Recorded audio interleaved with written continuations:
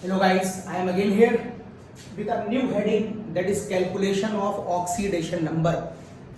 यहाँ पर मैं आपको कैलकुलेशन ऑफ ऑक्सीडेशन नंबर और एलिमेंट्स की रेंज के बारे में बताऊंगा और मैंने बहुत सारे एग्जाम्पल लिए हैं। लगभग आपकी बुक में एकेडमिक से लेकर कॉम्पिटिशन तक जितने भी एग्जाम्पल आपकी बुक्स में संभव हैं वो सारे मैंने ले लिए, क्योंकि आप ऑक्सीडेशन नंबर की अच्छी तरह प्रैक्टिस कर लीजिए। क्योंकि अगर आपको ऑक्सीडेशन नंबर निकालना आता होगा तो बहुत सारी बातें आप जान जाएंगे केमिस्ट्री की। तो मैं शुरू करता हूं एक एक करके।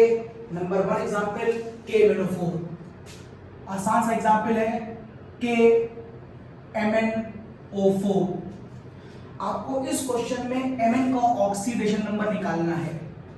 कुछ बातें आपको पहले से याद होनी चाहिए, जैसे कि आपको याद होना चाहिए कि फर्स्ट ए ग्रुप में आने वाले elements hydrogen, lithium, sodium, potassium, rubidium, caesium और फ्रेंशियम, इन सभी का ऑक्सीडेशन नंबर +1 होता है। You have to memorise this point. और सेकेंड ए में आने वाले सभी एलिमेंट्स जैसे कि beryllium, magnesium, calcium, strontium, barium, radium, जिसकी पोएम बोलते हैं आप बेटा मांगे कार स्कूटर बाबू राजी, यहां पर आने वाले सभी एलिमेंट +2 ऑक्सीडेशन स्टेट के होंगे। और एक और याद कर लीजिए आप, ऑक्सीजन का ऑक्सीडेशन नंबर -2 होता है 99.9% केसेस में। जिन केसेस में ऑक्सीजन का ऑक्सीडेशन नंबर -2 नहीं होता उनको मैं अलग से डिस्कस करूंगा। जब तक मैं अलग से आपको नहीं बताता तब तक आप ऑक्सीजन का ऑक्सीडेशन नंबर -2 ही मानिएगा। तो ये वाली बात आप याद कर लेंगे और फिर मैं क्वेश्चन को सॉल्व करने जा रहा हूं। तो यहां पर जिसको निकालना होता है उसको आप x मान लीजिए। मैंने 2x या 3x क्यों नहीं माना, क्योंकि Mn 1 टाइम है। अगर Mn 2 टाइम या 3 टाइम होता तो मैं सिर्फ 2x या 3x भी मानता। आने वाले केस में हम देखेंगे। जहां पर ऑक्सीजन का चार्ज आपको पहले से याद है -2 होता है और ऑक्सीजन यहां पर 4 टाइम है। और यहां पर पोटेशियम आपको याद है +1 होता है। इस लाइन में पोटेशियम यहां पर आता है और फर्स्ट ए में सभी +1 है और पोटेशियम 1 टाइम है। मैं इस चार्ज के और इस चार्ज के बीच में प्लस का साइन क्यों लगाता हूं, क्योंकि यहां पर लगता है law of conservation of charge. जितने भी चार्जेस हो आइदर पॉजिटिव और निगेटिव वो सब एक दूसरे के इक्वल होते हैं and charge neither be created nor be destroyed. तो law of conservation of charge के अकॉर्डिंग मैंने इसके बीच में प्लस का साइन लगाया। तो प्लस का साइन क्यों लगाया है गौर करिएगा। मैं सारे चार्जेस कंजर्व कर रहा हूं और चूंकि कंपाउंड के ऊपर कोई अलग से चार्ज अवेलेबल नहीं है, ना प्लस में ना माइनस में, इसलिए मैंने यहां 0 रखा। अगर यहां पर कोई प्लस या माइनस ऊपर दिया होता तो उस चार्ज को भी मैं आगे लिख सकता हूं और लिखूंगा, देखिएगा। तो यहां से मैं सॉल्व कर लेता हूं। तो यहां से x = 2 आ जाएगा, -8 उधर गया +8 और +1 उधर गया -1। ये आपका आंसर आ गया। This is your first answer. The second question is K2Cr2O7. It is K2Cr2O7। या फिर आपको Cr निकालना है, लेकिन आप यहां पर ध्यान से देखिए Cr2 टाइम है। दिस इज द कॉज, आप इसे 2x कहेंगे। ऑक्सीजन के ऊपर आप पहले बोल चुके हैं कि -2 होता है, तो 7 से मल्टीप्लाई, ऑक्सीजन 7 टाइम है। पोटेशियम 1 होता है क्योंकि फर्स्ट ए में आता है, लेकिन इस बार पोटेशियम 2 टाइम है और सबके बीच में प्लस का साइन, यहां भी प्लस और यहां भी plus according to law of conservation of charge. और कंपाउंड के ऊपर अभी भी कोई साइन नहीं है इसलिए 0। तो ये हो जाएगा 2x = -14 उधर गया, +14 +2 उधर गया, -2। तो ये हो जाएगा 2x बराबर +12 और आंसर आ जाएगा x बराबर +6। ऑक्सीडेशन नंबर निकालते समय चार्जेस की बड़ी इंपॉर्टेंस है, तो यहाँ पर प्लस जो साइन आ रहे हैं उनको लगाना मत भूलिएगा। अगर आपने एग्जाम में इस +7 की जगह पर खाली 7 लिख दिया तो ये कैंसिल कर दिया जाएगा, इसमें कोई मार्क्स नहीं मिलेंगे आपको। अगर आपने +6 की जगह पर केवल 6 लिख दिया तो इसमें भी कोई मार्क्स आपको नहीं मिलेंगे। तो ऑक्सीडेशन नंबर के साथ चार्ज जरूर लगाइएगा। MnO4-, ये देखिए, अगर कंपाउंड के ऊपर पहले से ही कोई निगेटिव चार्ज अवेलेबल है तो ये माइनस चार्ज Mn के ऊपर है कि ऑक्सीजन के ऊपर है, तो आप कहेंगे ये माइनस चार्ज इस पूरे कंपाउंड के ऊपर है, ना Mn के ऊपर है ना O के ऊपर है। इस केस में अगर आप Mn निकालना चाहते हैं तो x निकाल लीजिए, ऑक्सीजन हो जाएगा -2 मल्टीप्लाइड बाय 4, ऑक्सीजन 4 टाइम है। और अब इस पूरे कंपाउंड पर जहां चार्जेस नहीं थे तो आप 0 लिखते थे, अब चार्ज आ गया है तो आप लिखेंगे -1 और आप सॉल्व कर लेंगे तो -8 उधर गया, +8 -1 तो आंसर आ जाएगा +7। ओके, हटा रहा हूं उसको। अगले केस देखिए, अगला केस देखिए।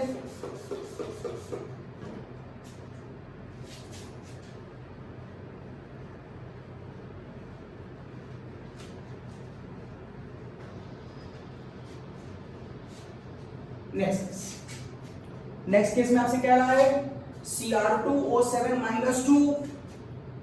My next case is Cr2O7-2।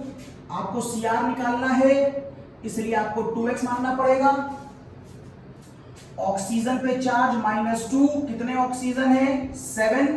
Confuse मत करिएगा, इस पूरे कंपाउंड के ऊपर जो चार्ज है वो -2 है, तो इस -2 का इस -2 से कोई मतलब नहीं है। ये जो मैंने -2 लिखा है वो इस ऑक्सीजन का है, और सारे ऑक्सीजनों का चार्ज क्या होता है -2।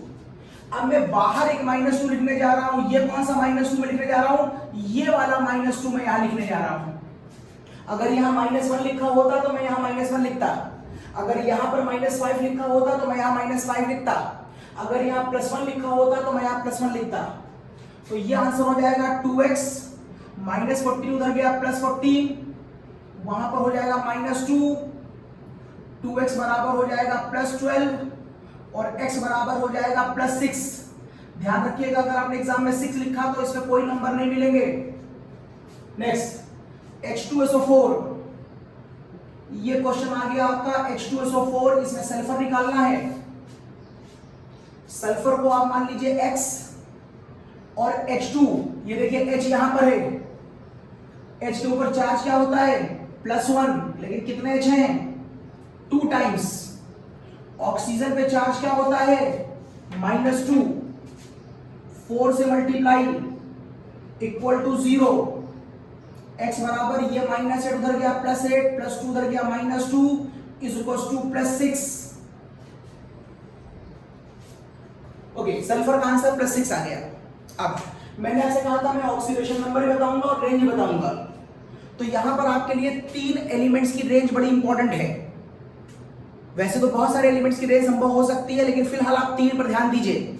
आपको रेंज पढ़नी है नाइट्रोजन की, आप रेंज पढ़ी है नाइट्रोजन की, आप रेंज पढ़ी है क्लोरीन की, और आप रेंज पढ़ी है सल्फर की। देखिए मैं 3 लोगों की आपको रेंज पढ़ा रहा हूं, नाइट्रोजन, सल्फर और क्लोरीन। अगर आप इन एलिमेंट्स का ऑक्सीडेशन नंबर रेंज निकालना चाहें, एक और दिखा दे रहा हूं यहीं पर, फास्फोरस भी। ये आपसे आपकी बुक्स में ढेर ऐसे क्वेश्चन होंगे जो इन एलिमेंट्स के ऊपर हैं, और इनकी आपको रेंज मालूम होनी चाहिए। रेंज का मतलब कोई एलिमेंट कहां तक ऑक्सीडेशन नंबर शो कर सकता है। जैसे कि नाइट्रोजन की जो रेंज होती है वो -3 से लेकर +5 होती है, तो मुद्दा ये उठता है कि -3 से लेकर +5 आया कैसे। तो उसका तरीका मैं बता रहा हूं। एटॉमिक नंबर आपको मालूम है 7, तो 2,5। सिंपल इलेक्ट्रॉनिक कॉन्फ़िगरेशन के बाद जो आपको इलेक्ट्रॉन दिखाई दे रहे हो, ये उसकी मैक्सिमम ऑक्सीडेशन नंबर रेंज मानी जाती है, और मैक्सिमम रेंज को प्लस साइन से लिखते हैं, तो ये वाला 5 ही मैंने यहां लिखा है। उसके बाद जो मैक्सिमम रेंज आपको यहां दिखाई दे रही हो, उसमें से 8 माइनस कर दीजिए, तो ये किसके बराबर हो जाएगी, ये मिनिमम रेंज के बराबर हो जाएगी। तो 5 - 8 करोगे तो आंसर क्या आएगा -3। इसका मतलब नाइट्रोजन के सभी आंसर +5 से लेकर -3 के बीच होंगे। अगर इसी तरह आपसे मैं सल्फर के बारे में पूछूं, तो सल्फर का एटॉमिक नंबर होता है 16, इसको आप लिखेंगे 286। आउटर में 6 इलेक्ट्रॉन है, तो जो आउटर में 6 इलेक्ट्रॉन है तो उसकी मैक्सिमम रेंज हो जाएगी, और 6 में से अगर आप 8 माइनस कर देंगे तो -2 आएगा। तो सल्फर का आंसर कभी 6 से बड़ा और -2 से छोटा नहीं हो सकता। अगर हो रहा है तो आप गलत गुणा भाग कर रहे हैं। Cl का एटॉमिक नंबर होता है 17, दैट इज 287। यदि ऐसा होगा तो ये वाला जो 7 नंबर है ये मैक्सिमम नंबर शो करेगा, और 7 में से 8 चला जाएगा तो ये -1 हो जाएगा। वैसे ही फास्फोरस 15 को लिखेंगे तो 2, 8, 5, तो मैक्सिमम रेंज हो जाएगी 5, और 5 में से 8 माइनस हो जाएगा तो ये आएगा -3। एक स्क्रीनशॉट लीजिए इसका।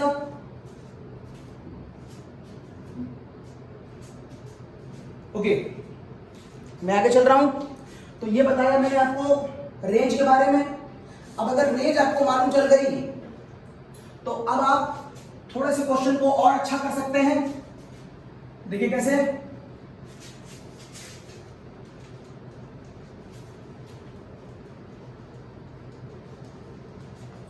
अगला क्वेश्चन है मेरा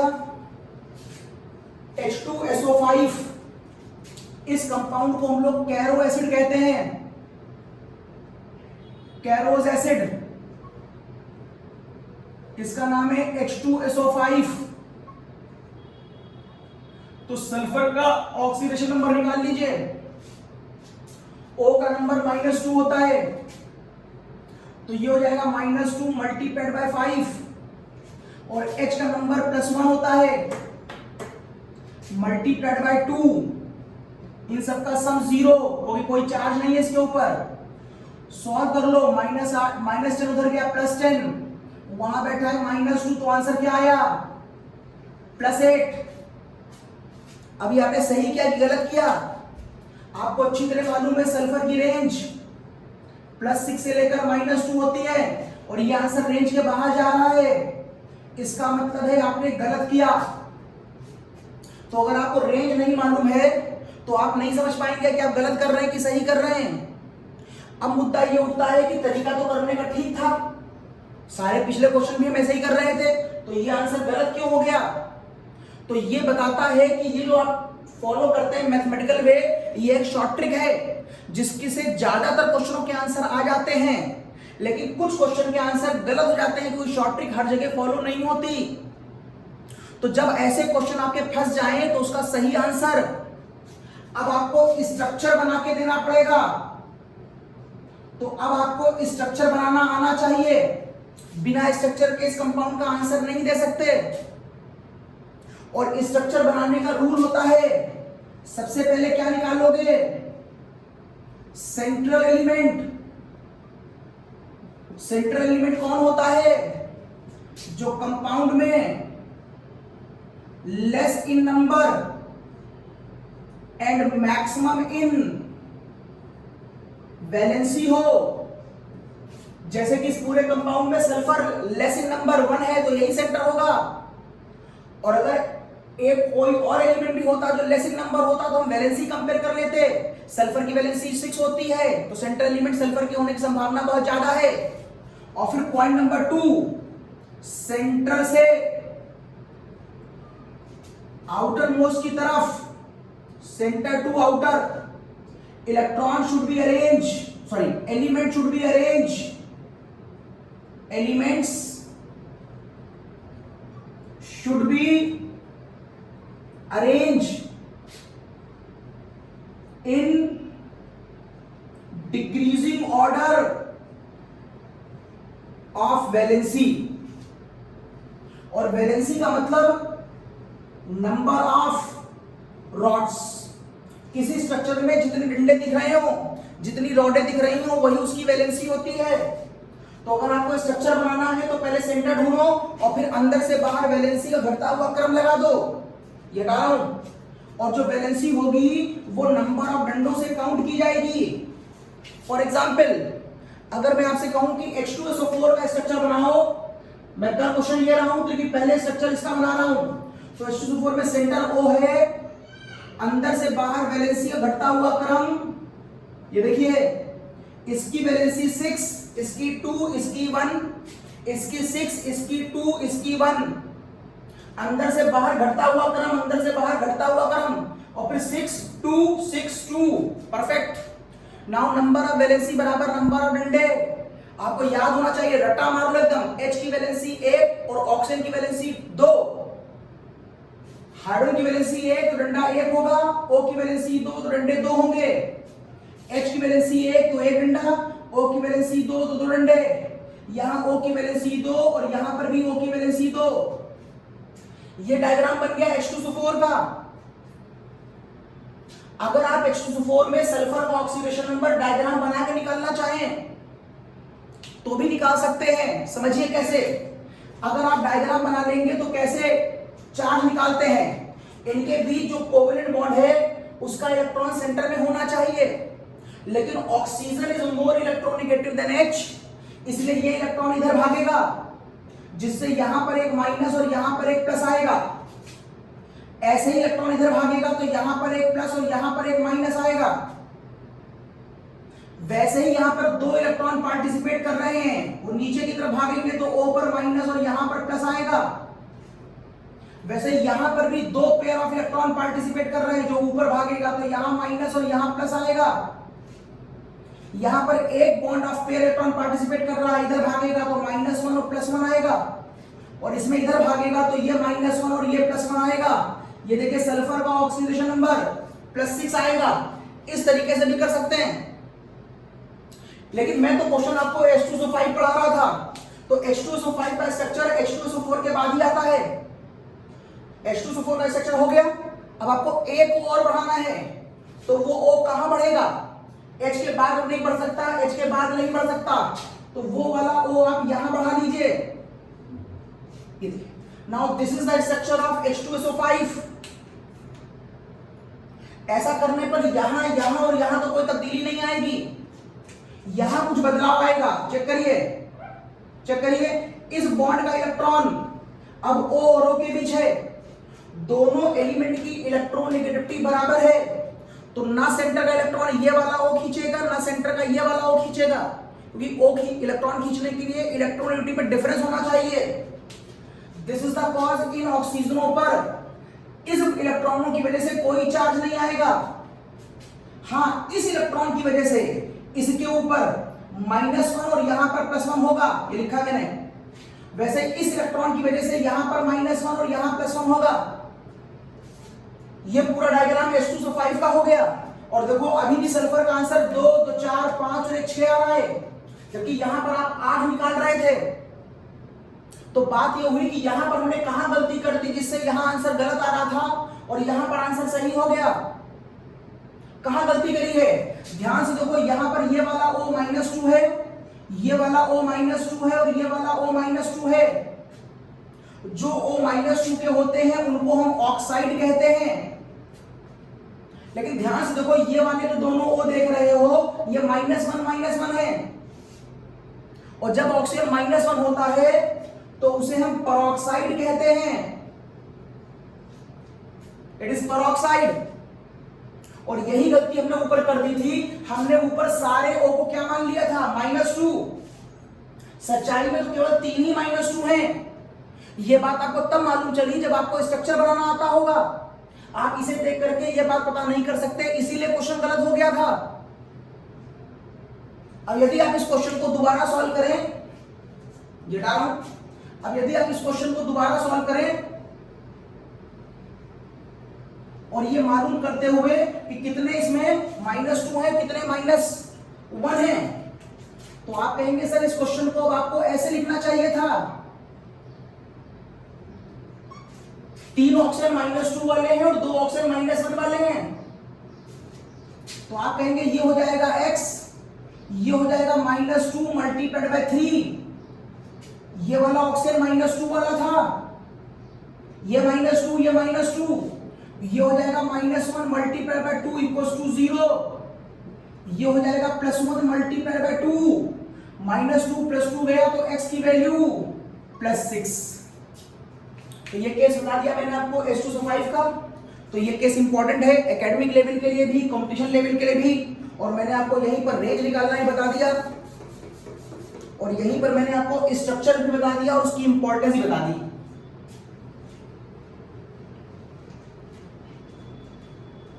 ना नेक्स्ट क्वेश्चन, H2S2O8 इसे कहते हैं मार्शल एसिड। H2S2O8 ये कहलाता है मार्शल एसिड। यहां पर जरा आप सल्फर निकाल के दिखाइए, तो यहां पर आ जाएगा 2x, ऑक्सीजन हो जाएगा -2 मल्टीप्लाइड बाय 8, क्योंकि आप सारे ऑक्सीजनों को -2 मानते हैं। क्योंकि अभी मेरे पास स्ट्रक्चर तो है नहीं, तो मुझे क्या पता कि कौन सा -1 है कौन सा -2 है, तो अभी मैं सबको -2 मान ले रहा हूं। और ये वाला H हो गया +1, ये भी 2 टाइम, इसके ऊपर कोई चार्ज नहीं है तो ये 0 हो गया। तो 2x बराबर ये हो जाएगा +16, और ये उधर जाएगा तो हो जाएगा -2, 2x बराबर आएगा +14, x बराबर आएगा +7। देखने में हमने कहीं गलती नहीं करी है, लेकिन आपको सल्फर की रेंज याद होगी, सल्फर की रेंज +6 से लेकर -2 होती है, और ये क्वेश्चन रेंज ये बाहर जा रहा है, इसका मतलब ये आंसर रॉन्ग है। अब जब ये रॉन्ग हो जाए तो समझ जाइएगा कि इसका आंसर शॉर्ट ट्रिक से नहीं आ सकता। अब आपको इसका स्ट्रक्चर बनाना पड़ेगा। तो यहां पर H2S2 में 2 सल्फर हैं, और ये किसका मेंबर है, H2SO4 का है, तो 2 सल्फर देख के समझ जाइएगा कि इसमें 2 H2SO4 हैं। तो 2 H2SO4 का डायग्राम बना लो। देखो, this is the structure of first H2SO4 and this is the structure of second H2SO4। तो ये 2 मॉलिक्यूल हो गए H2SO4 के, और H2S2O8 बनाने के लिए आपको यहां से H2 निकाल देना है बस। अगर आप ये वाला H2 यहां से निकाल दो तो फिगर क्या बचेगी, ये हटा रहा हूं मैं, तो फिगर कितनी बचेगी, तो फिगर बचेगी खाली ये वाला O, और ये वाला O इस वाले O से बाइंड अप हो जाएगा। ये डायग्राम आया H2S2O8 का। ऑक्सीडेशन नंबर निकालो, इस वाले इलेक्ट्रॉन के से यहां पर आएगा +1, यहां पर -1, और इस वाले इलेक्ट्रॉन के से इलेक्ट्रॉन इधर भागेगा O की तरफ, तो ये -1 ये +1, डबल बॉन्ड है तो -2 और इस सल्फर पे +2, और यहां पर भी -2 और इस सल्फर पर +2। जब मैंने इलेक्ट्रॉन इधर भगाया था, यस, ये -1 +1 हो गया। जरा इधर वाले देखो, इस वाले ऑक्सीजन पे -1 तो इस वाले ऑक्सीजन सल्फर पे +1, और देखो इस सल्फर का कुल आंसर क्या आया, +6। लेकिन इस ऑक्सीजन और इस ऑक्सीजन की वजह से इलेक्ट्रॉन ना इधर भागेगा ना इधर भागेगा, तो यहां पर चार्ज क्या आएगा, 0। और बाकी वही बातें, यहां पर -1, यहां +1, यहां -2, यहां +2, यहां -2, यहां +2, ये -1, ये +1, ये +1, ये -1। तो यहां पर देखो इस वाले सल्फर का भी आंसर +6 आ गया। तो अगर यहां पर आंसर ऐसे आ रहा है तो यहां गलती कैसे हो गई, गलती आपको दिख गई होगी, यहां पर आपने सारे O को -2 मान लिया था, क्योंकि सच्चाई में ये वाला और ये वाला -2 था।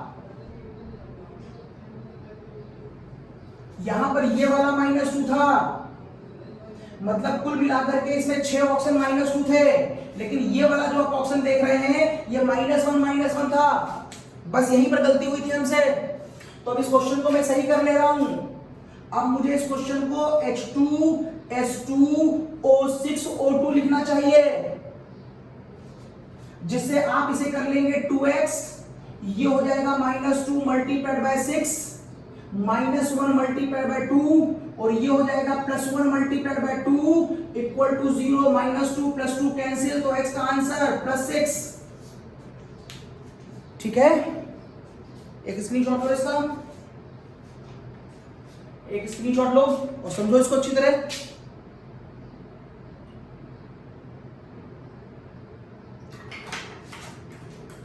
ओके, मैं आगे चल रहा हूं।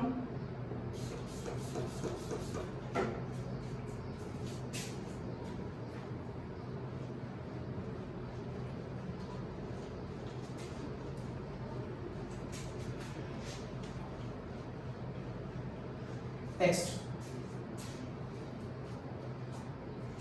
H2S2O7, इसे कहते हैं ओलियम। H2S2O7 आपने नाम सुना होगा हाई स्कूल में, ओलियम, या इसी को हम कहते हैं, या इसी को हम कह सकते हैं ऐसे। अगर आप H2SO4 में SO3 गैस मिला दें तो आपको ओलियम बनता हुआ दिखाई देता है H2S2O7। ठीक, आपसे वो इसी सल्फर का ऑक्सीडेशन नंबर पूछ रहा है, इसी सल्फर का।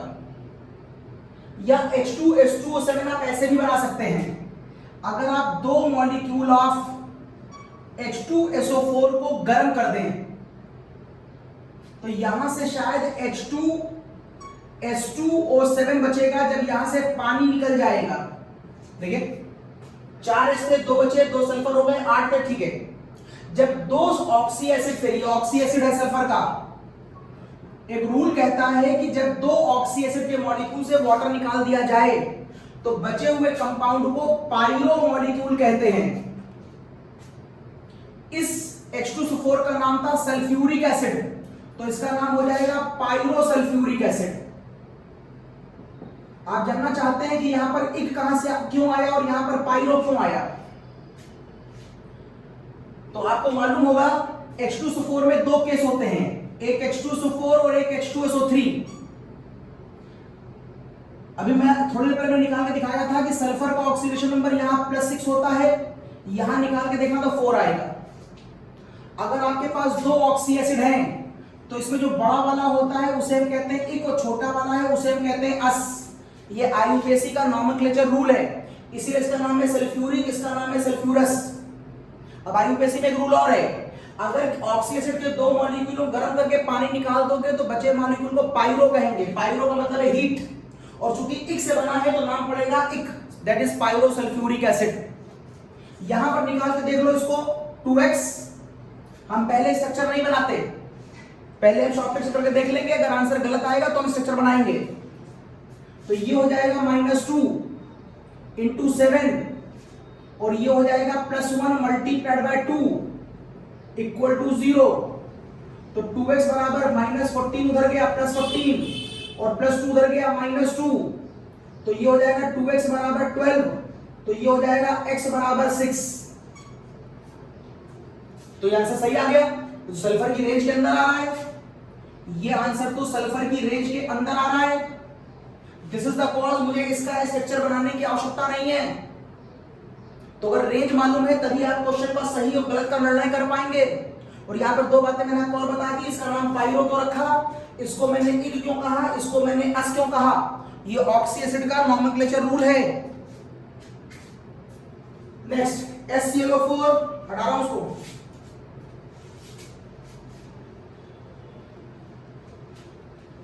नेक्स्ट मेरे पास 4 केस हैं, HClO4, HClO3, HClO2 और HClO। इसमें मुझे सेंटर एलिमेंट Cl का ऑक्सीडेशन नंबर निकाल के दिखाओ, जबकि आपको Cl की रेंज याद है +7 से -1। कैसे याद है, क्योंकि इसका एटॉमिक नंबर ये होता है 17, 2 8 7।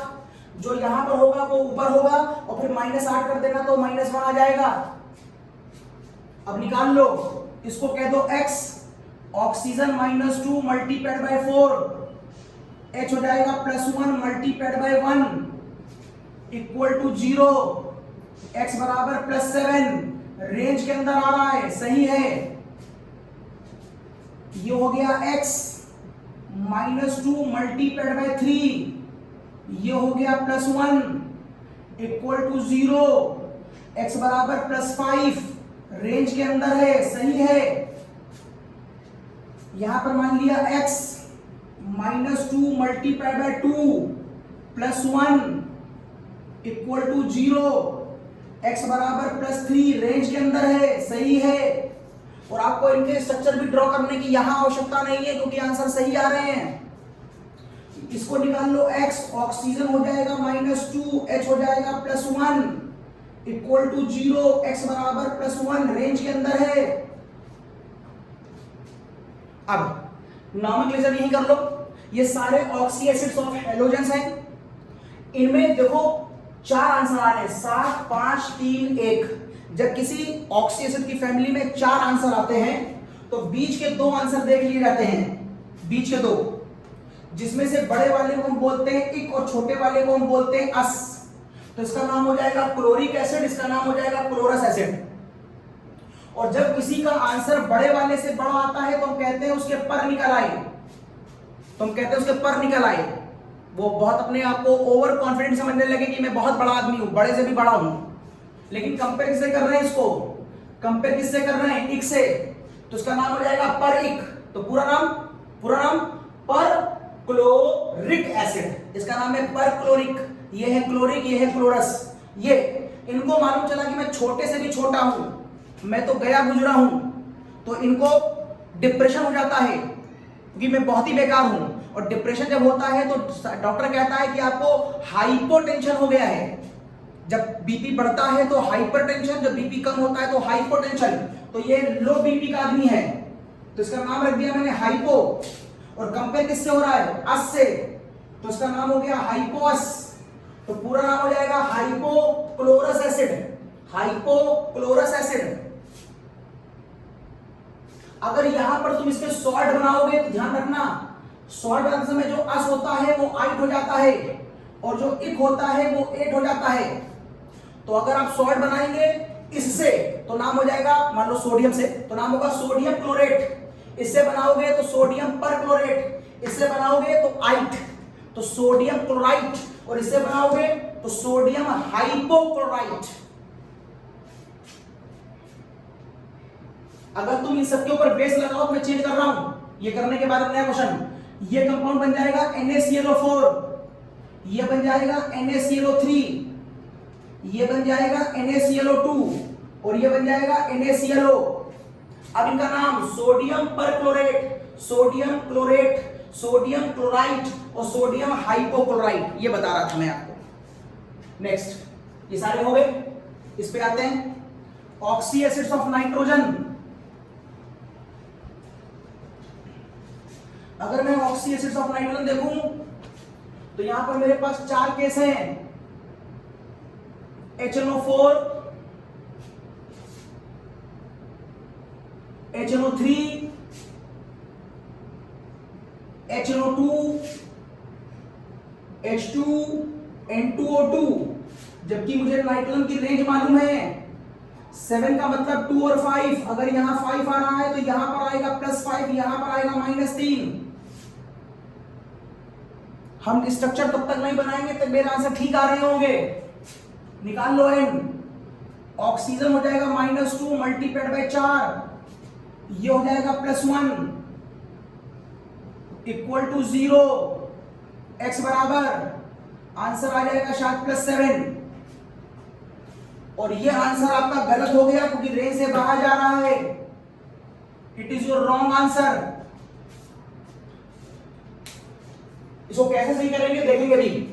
यहां पर देखिए ये x, ये है -2 मल्टीप्लाइड बाय 3, ये हो गया +1 इक्वल टू 0, तो x बराबर हो गया +5। ये आंसर आपका सही है, रेंज में आ रहा है। ये हो गया आपका x,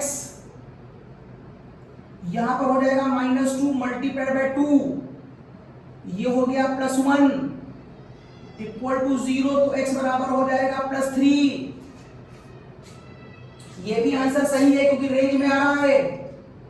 यहां पर से मान लो 2x क्योंकि 2 n है, तो ये हो जाएगा -1 multiplied by -2 multiplied by 2 +1 multiplied by 2 equal to 0, 2x बराबर +4 और ये आ जाएगा +2, x बराबर +1, ये भी रेंज में है।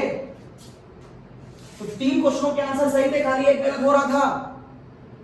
अब मुद्दा ये उठता है कि इसका सही कैसे होगा, इसका स्ट्रक्चर बनाना पड़ेगा। कैसे बनाओगे, बस HNO3 को एक ऑक्सीजन दे दो तो बन जाएगा HNO4। तो पहले स्ट्रक्चर HNO3 का देखो।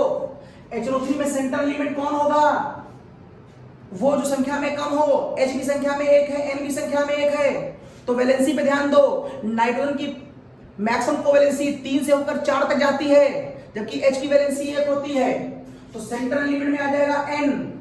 अंदर से बाहर वैलेंसी का घटता हुआ क्रम, वैलेंसी 3 या 4 मान लो मैक्सिमम कोवैलेंसी, 4 2 1 4 2 4 2।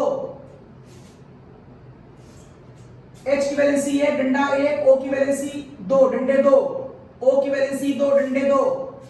N की नॉर्मल वैलेंसी 3 होती है, 1 2 3 पूरी हो गई। लेकिन अगर आप N का इलेक्ट्रॉनिक कॉन्फ़िगरेशन SPDF लिखकर देखिए तो आपको N के पास एक लोन पेयर भी दिखाई देगा। लिख के देखना 1:2:2 और ऑक्सीजन के पास 6 इलेक्ट्रॉन है। इसकी देख लो ऑक्टेट पूरी हो गई, 5 अपने, एक यहां से 6, एक यहां से 7, एक यहां से 8, लेकिन इसकी ऑक्टेट पूरी नहीं हो रही, इसलिए मैंने यहां पर क्या लगा दी, कोऑर्डिनेट बॉन्ड। ये डायग्राम HNO3 का है। अगर तुम इस डायग्राम से N का ऑक्सीडेशन नंबर निकालते हो तो भी देखो यहां पर आएगा +1 और यहां पर आएगा -1, इन दोनों का डिफरेंस। N और O में O मोर इलेक्ट्रोनेगेटिव है तो ये -1, ये +1, ये -2 और ये +2, डबल बॉन्ड है। अब एक कोऑर्डिनेट बॉन्ड का मतलब भी समझ लो ऑक्सीडेशन नंबर में। एक कोऑर्डिनेट बॉन्ड का मतलब है 2 इलेक्ट्रॉन इस तरफ ट्रांसफर हो रहे हैं।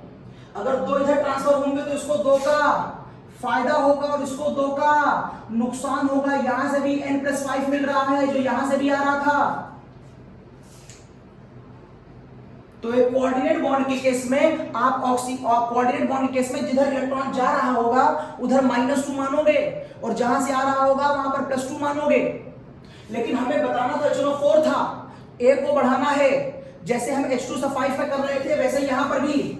अब आपको ये वाला O यहीं पर बढ़ाना पड़ेगा।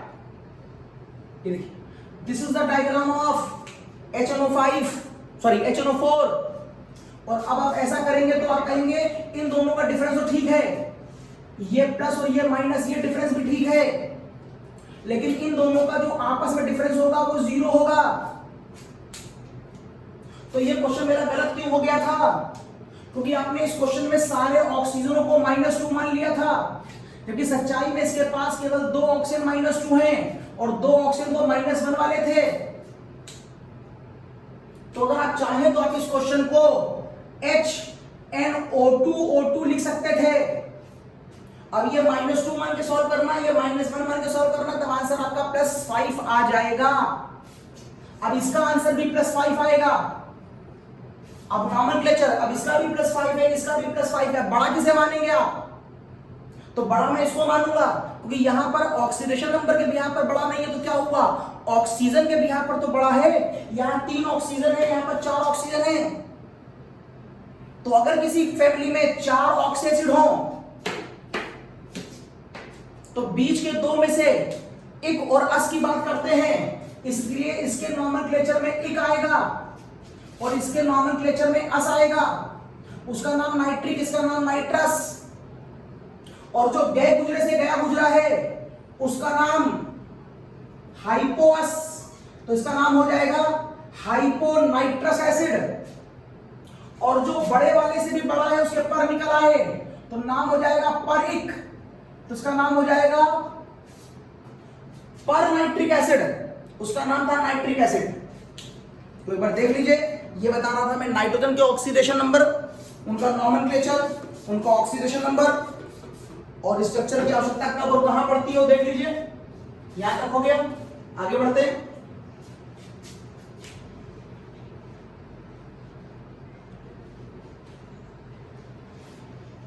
नेक्स्ट SO2 और SO3। अगर आप बात करें SO2, इसको x मान लो, ऑक्सीजन -2, 2 से मल्टीप्लाई इक्वल टू 0, x बराबर +4। SO3 में इसको x मान लो, ऑक्सीजन -2, 3 से मल्टीप्लाई x बराबर +6। दोनों आंसर ठीक मानोगे कि सल्फर की रेंज +6 से लेकर -2 होती है और ये दोनों आंसर रेंज के अंदर आ रहे हैं। यहां से शुरू हो रहा है H3PO4, ये कुछ फास्फोरस कंपाउंड है यहां से लेकर के यहां तक। तो चलिए मैं फास्फोरस की बात करता हूं,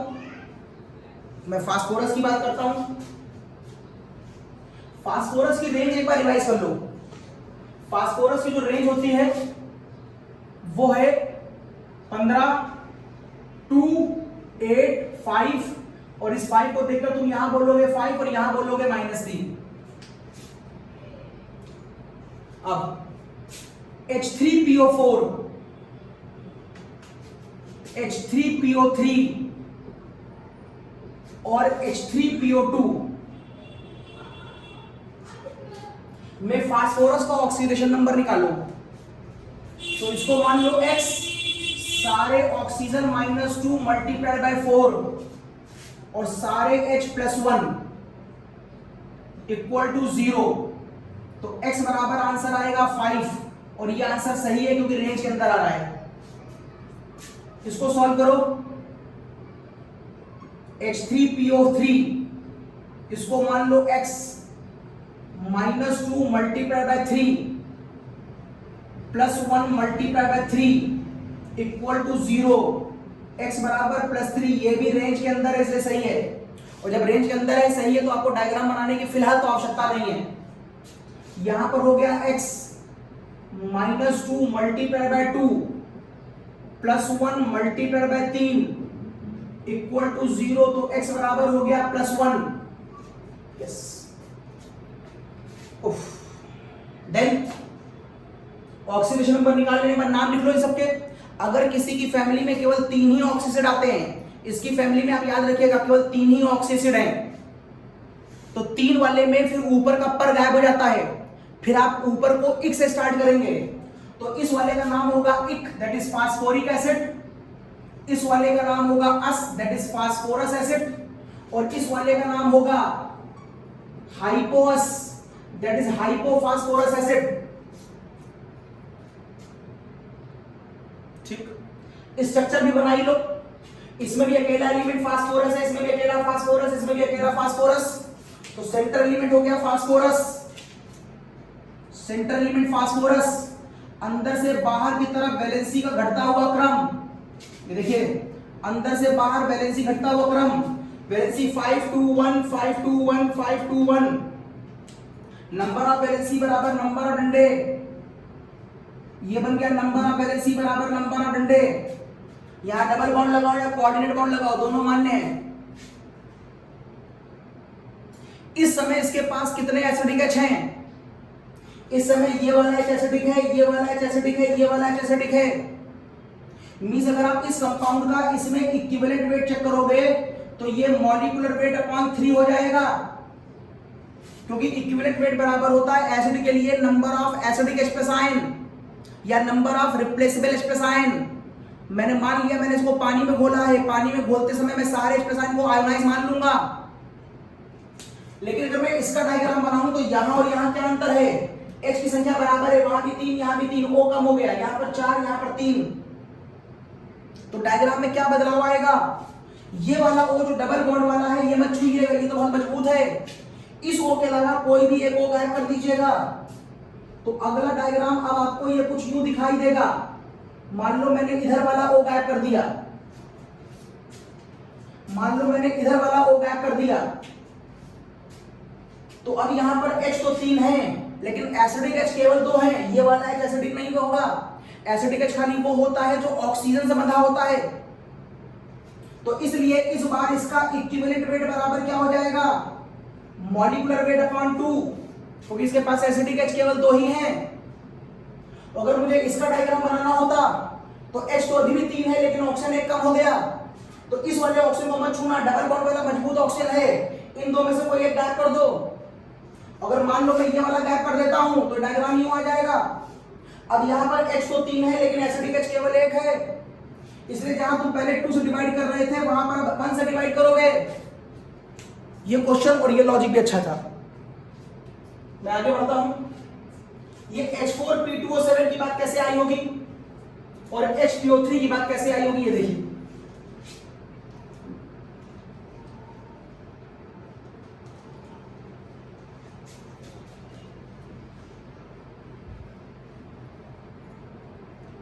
देखिए, मैं थोड़ी देर पहले आपसे कहा था कि अगर आप एक ही जैसे 2 मॉलिक्यूलों को गर्म कर दें लाइक H3PO4, तो यहां से एक वाटर का मॉलिक्यूल निकल जाएगा, तो यहां बन जाएगा H4P2O7। और जब 2 मॉलिक्यूल ऑफ ऑक्सी एसिड को गर्म करके हम कोई मॉलिक्यूल बनाते हैं तो उसको हम पायरो बोलते हैं। पायरो का मतलब हीट।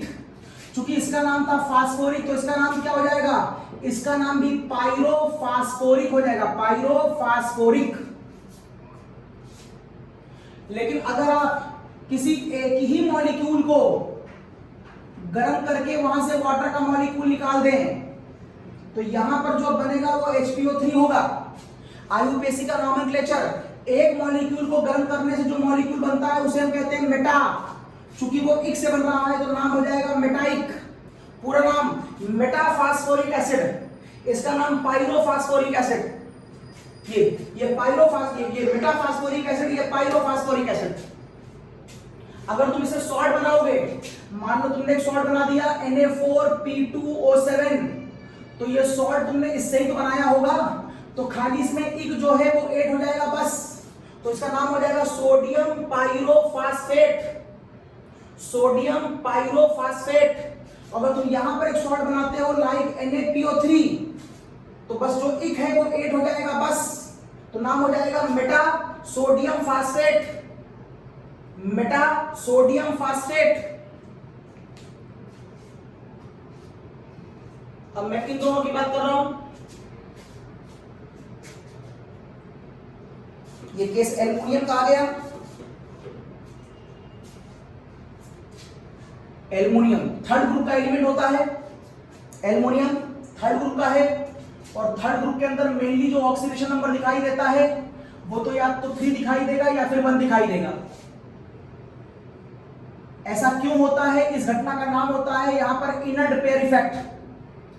इस घटना को डिटेल में आपको केमिकल बॉन्डिंग में पढ़ाया जाएगा, तब तक इंतजार करिए। अगर केमिकल बॉन्डिंग आप पढ़ चुके हैं तो आपको मालूम होगा, और नहीं पढ़ा है तो केमिकल बॉन्डिंग में इस बात को मैं एक्सप्लेन करूंगा। तो फिलहाल मेरे पास एक कंपाउंड है H3AlO3। अगर मैं आपसे पूछूं यहां पर एल्युमिनियम का ऑक्सीडेशन नंबर, तो ऑक्सीजन -2 होता है, तो ऑक्सीजन -2 होता है मल्टीप्लाइड बाय 3, और H होता है +1 मल्टीप्लाइड बाय 3, कुल हो गया 0। तो X बराबर क्या हो गया? +3। जब ये भी एक ऑक्सी एसिड है, ये भी एल्युमिनियम का ऑक्सी एसिड है। एल्युमिनियम मेटलॉइड होता है तो मेटल और नॉन मेटल दोनों की तरह बिहेव करता है। यहां एल्युमिनियम नॉन मेटल की तरह बिहेव कर रहा है क्योंकि नॉन मेटल ही एसिड बनाते हैं। वैसे इसी को आप ऐसे भी लिख सकते थे AlOH का होल थ्राइस। देखो सेम डिट्टो चीज है, बस अब अंतर यह है कि तुमने यहां पर एल्युमिनियम को बेस मान लिया है और यहां तुमने एल्युमिनियम को एसिड की फॉर्म में माना है। यह काम एल्युमिनियम करता है क्योंकि एल्युमिनियम मेटलॉइड है। ओके, जब एल्युमिनियम का नंबर +3 आएगा तो उस एसिड का नाम इक होगा, बड़ा वाला इक और छोटा वाला एस, तो इसका नाम हो जाएगा एल्यूमिनिक एसिड। इसका नाम है एल्यूमिनिक एसिड। और यदि आप इसको गर्म कर दें और यहां से एक वाटर निकाल दें तो यहां पर बचेगा अब HAlO2। ऑक्सीडेशन नंबर निकाल के देखेंगे, यहां पर भी 3 आ रहा था तो ये इक था, तो ये भी इक होगा। लेकिन अगर एक ऑक्सी एसिड से पानी निकल जाएगा तो जो मॉलिक्यूल बचेगा उसका नाम होगा मेटा, तो इसका नाम हो जाएगा मेटा एल्यूमिनिक एसिड। मेटा एल्यूमिनिक एसिड, इसका नाम है एल्यूमिनिक।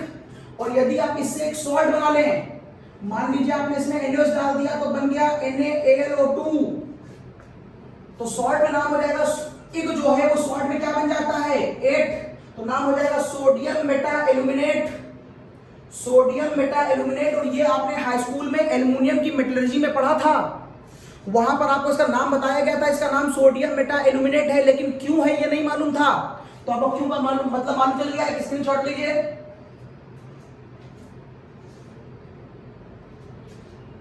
यस, मैं आगे चल रहा हूं, बात आगे बढ़ती है।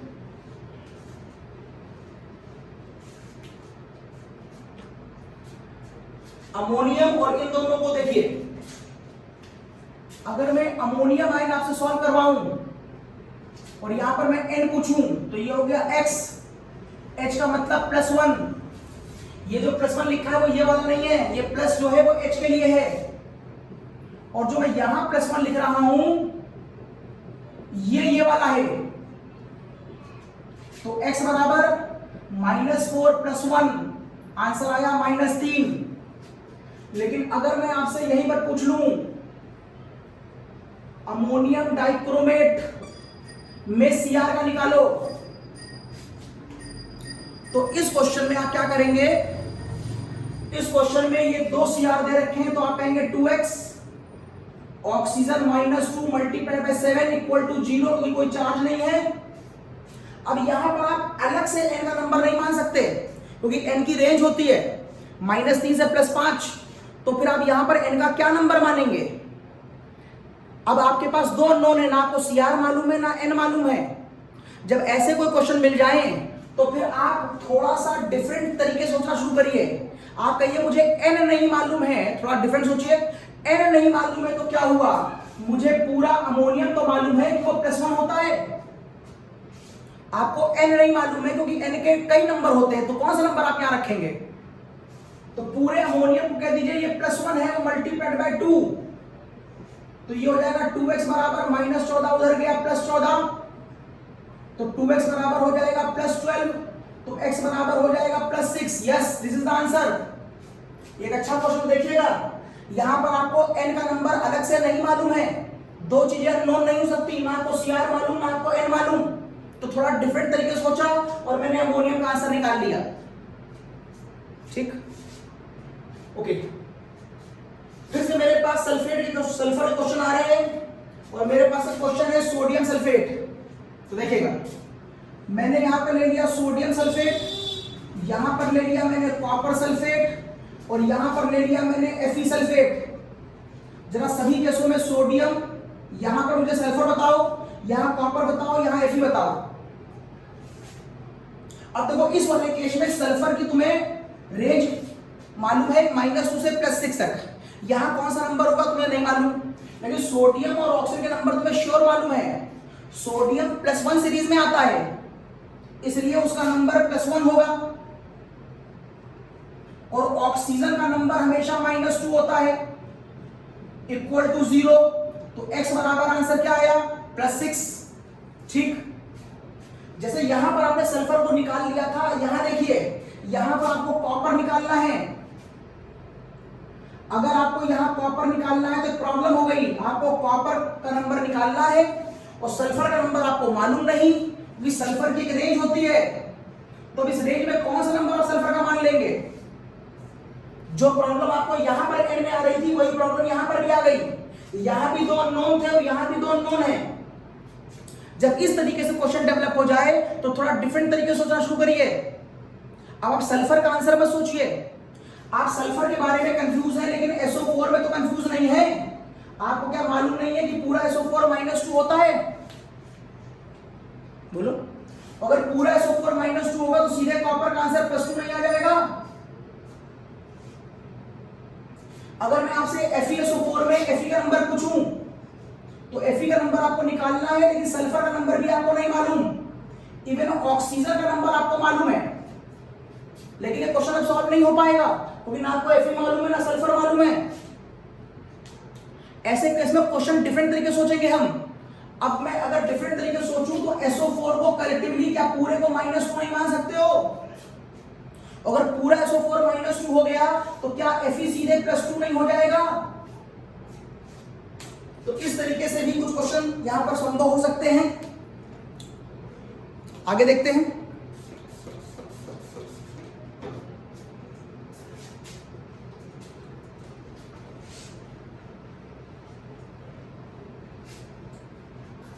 नेक्स्ट यहां क्वेश्चन मेरे पास Na2H2O3, Na2H4O6 और Na2H4O6 6 और O4, ये भी देखते हैं हम लोग।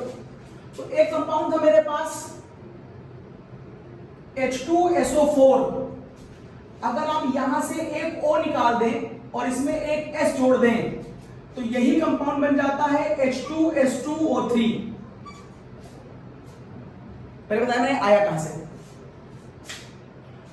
और अगर आप इस एसिड के ऊपर आप बेस मिला दें तो यही एसिड बेस से मिलकर बना लेता है Na2H2O3।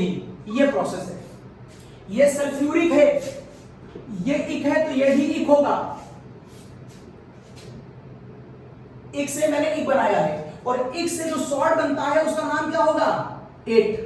तो यहां पर आएगा 8। इसका डायग्राम देखें, इसका डायग्राम होता है, this is the diagram of H2SO4।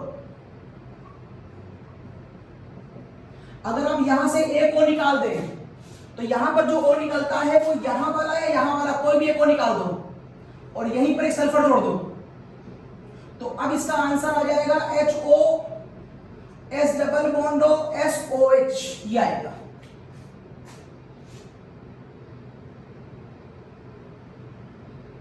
यहां पर सल्फर का ऑक्सीडेशन नंबर निकाल लीजिएगा, +6 आएगा। आपको निकालना आता है, पहले कहीं बता चुका हूं मैं।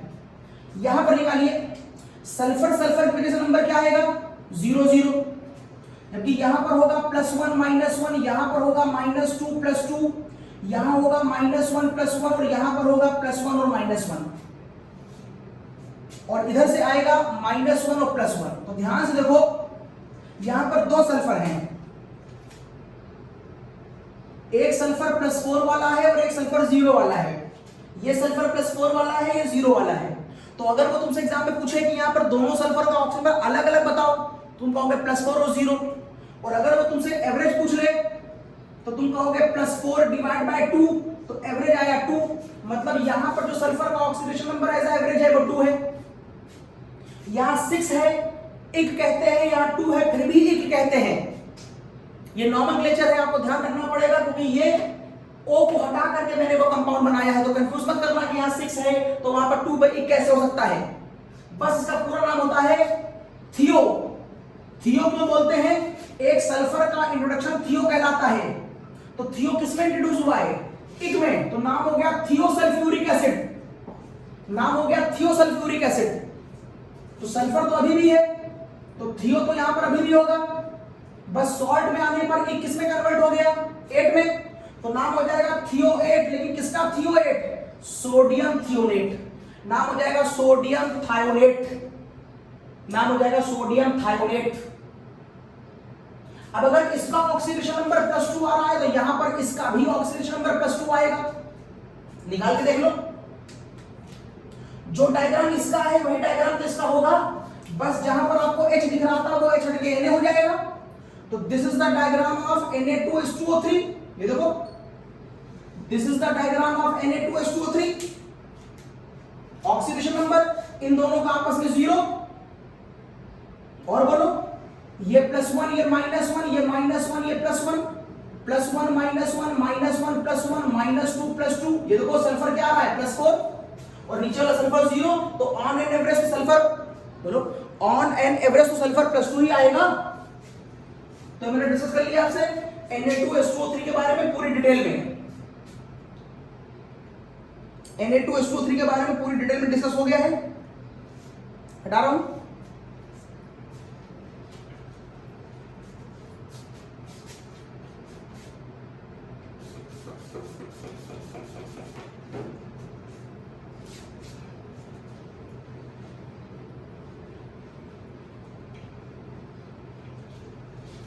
नेक्स्ट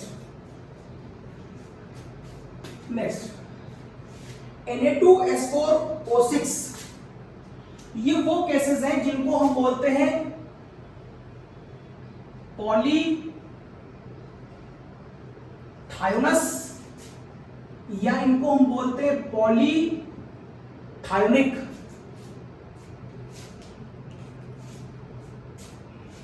फॉर्मूला H2SnO4 H2SnO6, जहां n का नंबर 2 से लेकर 10 तक कुछ भी हो सकता है। अगर 6 ऑप्शन दिखाई दे रहे हो तो पॉलीथियोनिक बोलना, अगर 4 ऑप्शन दिखाई दे रहे हो तो पॉलीथियोनस बोलना। और पॉली का मतलब है वहां पर सल्फर कई बार है। ये नॉमेनक्लेचर आप तब यूज करते हैं जब सल्फर की सल्फर से बॉन्डिंग हो रही हो, वो भी सिंगल बॉन्ड से। जो पीछे पढ़ाया था मैंने थायो, उसमें सल्फर सल्फर डबल बॉन्ड से था, ये सिंगल बॉन्ड से है स्ट्रक्चर। सपोज करिए मैं एग्जांपल ले लेता हूं उसका, H2S4O6 बड़ा वेल नोन एग्जांपल है आपके यहाँ। एग्जांपल यहां ले लेता हूं, H2S4O4। पॉली का मतलब है 9 से 10, तो मैंने 9 से 10 के लिए 4 नंबर ले लिया है। अब अगर आप इसका स्ट्रक्चर बनाएंगे तो आप इसका स्ट्रक्चर देखें, तो इसका स्ट्रक्चर देखेंगे आप S S S single bond S single bond S single bond S, ये सल्फर की कैटिनेशन प्रॉपर्टी है। कार्बन के बाद जो सेकंड कैटिनेशन होता है वो सल्फर में होता है। अंदर से बाहर वैलेंसी घटता हुआ क्रम, तो सल्फर के बाद बारी किस सल्फर की वैलेंसी 6 हो जाती है, सल्फर पर बारी किसकी आएगी O की वैलेंसी 2 फिर H, तो 6 वो हैं, तो 3 O इधर लगा दो और 3 O इधर लगा दो और फिर यहां लगा दो H। This is the diagram of H2S4O6। Number of valency बराबर नंबर ऑफ डंडे, जिसके पास जितनी वैलेंसी उसको तो डंडे। H की वैलेंसी 1, O की 2, O की वैलेंसी 2, O की वैलेंसी 2, O की 2, O की 2, H की 1। This is the diagram of H2S4O6। Oxidation number निकाल लीजिए, तो आप कहेंगे ऊपर वाले का होगा -2, ये हो जाएगा +2, -2 +2, -1 +1, +1 -1। सल्फर का सल्फर के साथ नंबर क्या आएगा 0, सल्फर का सल्फर के साथ 0, सल्फर का सल्फर के साथ 0। यहां -2, ये +2, -2 +2, -1 +1, यहां पर -1 +1। चेक करो, इस सल्फर पे आंसर +5 आ रहा है, इस सल्फर पे आंसर +5 आ रहा है। तो अब ध्यान देखिए, मेरे पास 4 सल्फर हैं, जिसमें से ये वाला सल्फर +5 है, ये सल्फर +5 है, ये दोनों 0 हैं। तो आप ये कह सकते हैं, अगर वो पूछ ले मुझे सारे सल्फर के ऑक्सीजन नंबर बताओ, तो कह देना 2 सल्फर +5 वाले हैं और 2 सल्फर 0 वाले हैं। अगर वो एवरेज पूछ ले, और अगर वो आपसे एवरेज पूछ ले तो कह देना +10 डिवाइड बाय 4, तो इसका एवरेज 2.5 आएगा।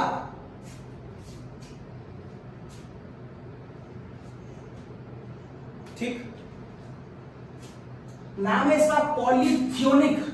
पॉली तब तक जब तक मुझे नंबर ना मालूम हो, अब मुझे नंबर मालूम है तो उसका नाम हो जाएगा पॉली की जगह पर टेट्रा।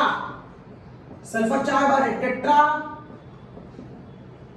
थियोनिक एसिड। और अगर मैं इसके ऊपर बेस लगा दूं तो ये बन जाएगा सॉल्ट।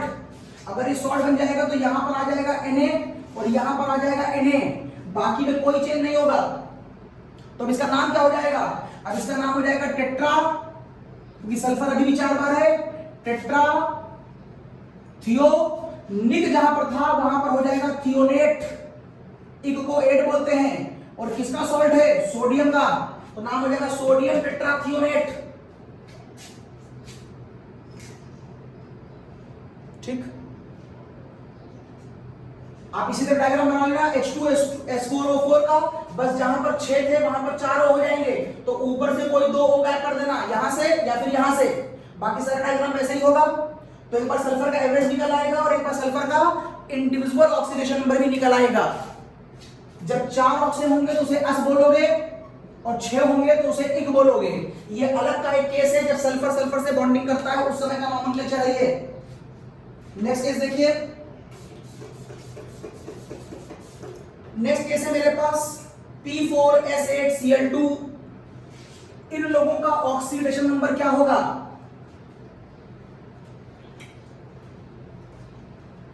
इन लोगों का ऑक्सीडेशन नंबर क्या होगा। अगर मैं O का ऑक्सीडेशन नंबर पूछूं, Cl2 का पूछूं या नाइट्रोजन का पूछूं, तो आप कहते हैं ऑक्सीडेशन नंबर का मतलब होता है इलेक्ट्रॉन जिस एलिमेंट की तरफ जाएंगे वहां पर माइनस और जहां से जाएंगे वहां प्लस। लेकिन ध्यान से देखिए, यहां के इलेक्ट्रॉन कहीं नहीं जाएंगे क्योंकि दोनों इलेक्ट्रॉनों की ताकतें बराबर हैं, तो ना कहीं माइनस आएगा ना कहीं प्लस आएगा, मतलब 0। इसका इलेक्ट्रॉन भी कहीं नहीं भागेगा क्योंकि दोनों की ताकत बराबर है। इसके भी जितने भी इलेक्ट्रॉन होंगे वो ना इधर भागेंगे ना इधर भागेंगे। तो समरी क्या निकली, अगर किसी एक मॉलिक्यूल के सारे एलिमेंट एक जैसे हैं तो इलेक्ट्रॉन ना इधर भागेगा ना इधर भागेगा, तो चार्ज क्या आएगा 0। और देख लो, अगर मैं आपसे O3 का पूछूं या मैं आपसे फास्फोरस का पूछूं या मैं एसिड का पूछूं, मुझे ये जानने की आवश्यकता नहीं है कि इसके स्ट्रक्चर कैसे होंगे, कॉमन सेंस की बात है। अगर दोनों आइटम सेम है तो इलेक्ट्रॉन ना इधर भागेगा ना इधर भागेगा, तो 0। अगर 4 फास्फोरस है और चारों सेम हैं तो इलेक्ट्रॉन किसी तरफ नहीं भागेगा, इसलिए इसका चार्ज 0। अगर 8 सल्फर हैं, वो चाहे जैसे अरेंज हो, single bond, double bond, triple bond, जैसे अरेंज हो। अगर सारे सल्फर हैं तो उनकी सबकी इलेक्ट्रॉनिक सेम होगी, तो इलेक्ट्रॉन कहीं नहीं भागेगा, चार्ज जीरो। बता दे रहा हूं किसका स्ट्रक्चर ऐसे होता है, लेकिन आपको स्ट्रक्चर जानने की आवश्यकता नहीं थी। इसका स्ट्रक्चर ऐसा होता है, लेकिन आपको स्ट्रक्चर अभी फिलहाल जानने की आवश्यकता नहीं है। आप बस इतना कहिए कि अगर सारे एलिमेंट सेम हैं तो इलेक्ट्रॉन किसी भी तरफ नहीं भागेगा। अगर कोई अकेला एलिमेंट मेटल दिखाई दे जाए, लाइक कॉपर, सोडियम और मैग्नीशियम, और ये अकेला है, किसी से बॉन्डिंग नहीं कर रहा, इट इज अलोन, तो ना तो ये अपना इलेक्ट्रॉन किसी को दे रहा होगा ना ले रहा होगा, क्योंकि अलोन है, इसलिए इसका चार्ज जीरो। ये अलोन है, ना इलेक्ट्रॉन दे रहा है ना ले रहा है, तो चार्ज जीरो, और ये भी चार्ज जीरो। तो ऑक्सीडेशन नंबर जीरो भी संभव है, और वो किन वजहों से, किन केसों में होता है, वो ये केस हो गए। यहां तक बता दिया। नेक्स्ट आगे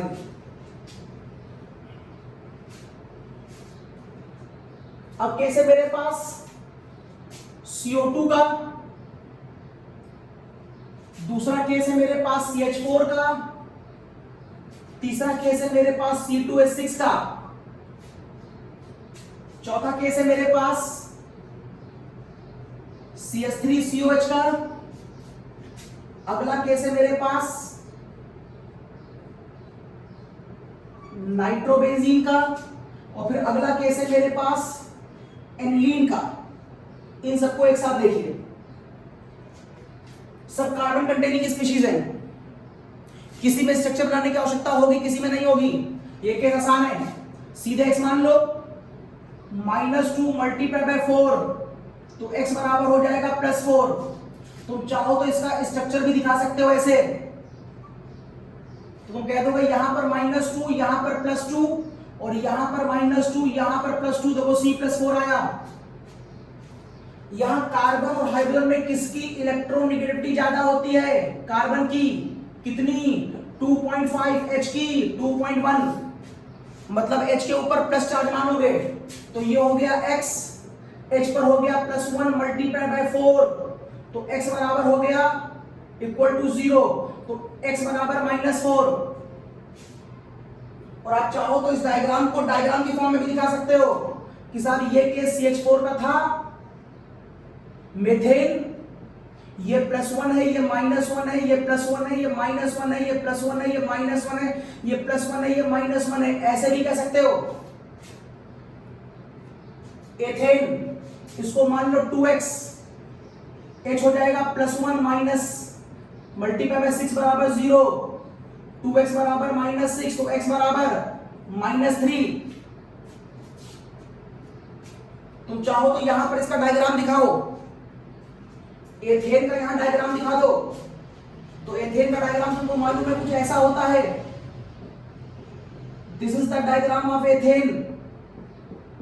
निकालो ऑक्सीडेशन नंबर, ये हो जाएगा +1 -1 +1 -1 +1 -1, और कार्बन का कार्बन से डिफरेंस 0, ये हो जाएगा +1 -1 +1 -1 +1 -1, तो दोनों कार्बन का नंबर कितना आ रहा है? -3, वही तो लिखा था तुमने। एसिटिक एसिड, मुझे इस कार्बन का नंबर बताओ, इस कार्बन का नंबर बताओ। अगर तुमको इन दोनों कार्बन का नंबर निकालना है तो डायग्राम बना लो, ऐसे फंस जाओगे वरना। तो डायग्राम बना लेता हूं, तो एसिटिक एसिड का डायग्राम ऐसे होता है। This is the diagram of acetic acid.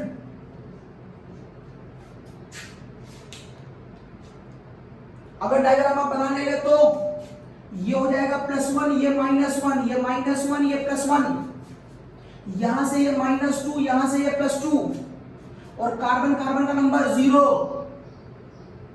फिर कार्बन और H में ये +1, ये -1, ये +1, ये -1, ये +1, ये -1। ये देखिए यहां पर एक कार्बन -3 ऑक्सीडेशन नंबर का है और एक कार्बन +3 ऑक्सीडेशन नंबर का है। एसिटिक एसिड में 2 कार्बन है, एक -3 वाला है और एक +3 वाला है।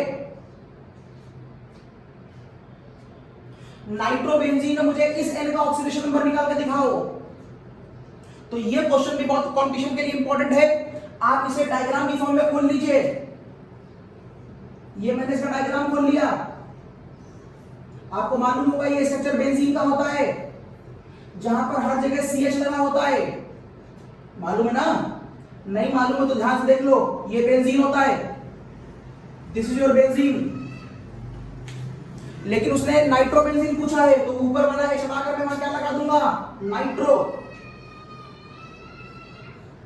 तो मैंने यहां पर लगा दिया नाइट्रो, कुछ ऐसे। मुझसे उसने इस एन का ऑक्सीडेशन नंबर पूछा है, मतलब मुझे नीचे वाले से मतलब नहीं है, फिर भी मैं सबका निकाल दे रहा हूं। कार्बन और H में कंपेयर करोगे तो कार्बन होगा +1 और C होगा -1, सॉरी H होगा +1, C होगा -1। तो यहां पर हो जाएगा ये +1 -1 +1 -1 +1 +1 और -1। ये तो मैं C और H का कंपेयर कर रहा था। अब जरा CC का कंपेयर करो, तो C और C सिंगल बॉन्ड है तो भी 0 0 और डबल बॉन्ड है तो भी 0 0। सेम एलिमेंट में डिफरेंस ऑफ इलेक्ट्रॉन नहीं होता, तो यहां भी 0, कार्बन कार्बन के साथ 0, कार्बन कार्बन के साथ 0, सब 0, तो कार्बन कार्बन का 0। तो अगर कोई तुमसे पूछे बेंजीन के इस कार्बन का ऑक्सीडेशन नंबर, तो तुम कहोगे -1, वो भी H की वजह से आया, जबकि कार्बन की वजह से उसका नंबर 0 है। लेकिन देखो, अगर तुम कार्बन और N में कंपेयर करो तो N is more electronegative, single bond -1 और +1। अब एक खास बात देखो, एक कार्बन ऐसा है जो +1 वाला है, बाकी बचे 5 कार्बन जो देख रहे हो वो -1 वाले हैं। नाइट्रोबेंजीन में जितने कार्बन हैं उनमें से 5 कार्बन -1 वाले हैं और C +1 वाला है। यहां पर कर लो तो यहां तुम पाओगे -2 और +2, और कोऑर्डिनेट वहां बताई थी मैंने, जिधर इलेक्ट्रॉन जा रहा है वहां -2 और जहां से जा रहा है वहां +2। तो जरा इतने एरिया को सॉल्व करो, +4 -1 का लास्ट रिजल्ट क्या आएगा? +3। मींस नाइट्रोबेंजीन में N का ऑक्सीडेशन नंबर +3 होगा। एक स्क्रीनशॉट लो।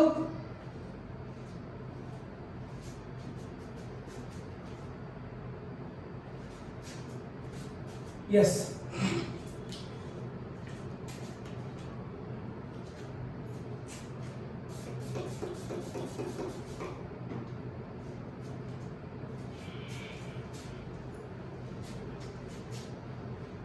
अगर आप इसी तरह एनिलीन पूछते तो एनिलीन इज दिस, तो सारी चीजें सेम रहेंगी, ये सब कुछ वैसे ही रहेगा, बस अब यहां पर मैंने क्या लगा दिया होगा? NH2।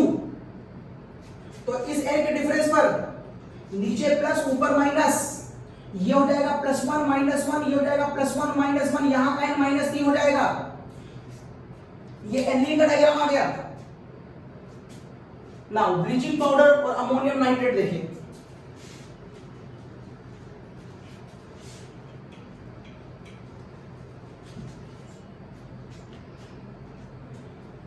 अमोनियम नाइट्रेट, ये क्वेश्चन आपका पहले से करा होगा तो आपको करना आसान होगा।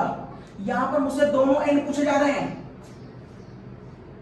आपको मालूम होना चाहिए अमोनियम नाइट्रेट एक सॉल्ट होता है हैविंग आयनिक बॉन्ड, और यदि इसे पानी में घोल दिया जाए तो 2 पार्टों में टूट जाएगा, एक अमोनियम और एक नाइट्रेट। अगर मैं यहां से n का नंबर निकाल लूं तो +1 × 4 बराबर +1, तो x बराबर -3, और यहां से अगर मैं निकाल लूं तो -2 × 3 बराबर -1, तो x बराबर +5, और ये दोनों नंबर रेंज के हैं, इसलिए आंसर सही है। अमोनियम नाइट्रेट कॉम्पिटिशन में कई बार पूछा गया है। It is bleaching powder CaOCl2। यहां से आपको Cl का नंबर पूछा जा रहा है, इसका स्ट्रक्चर भी आप बिना डायग्राम बनाए इसका आंसर नहीं दे सकते। This is the structure of CaCl2। पहले आपको स्ट्रक्चर मालूम होना चाहिए।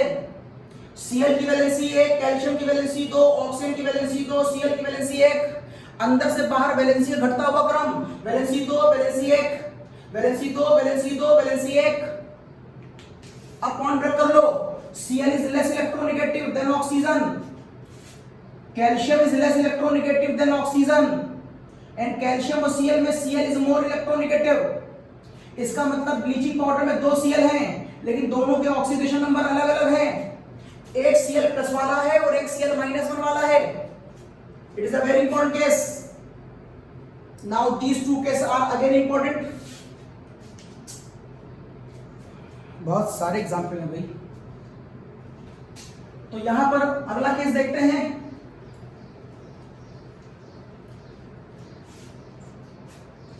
HCl, दूसरा मॉलिक्यूल HNC। इन क्वेश्चनों को बिना डायग्राम बनाए आप नहीं कर सकते। लिथियम एल्युमिनियम हाइड्राइड, ये बिना डायग्राम के हो जाएगा।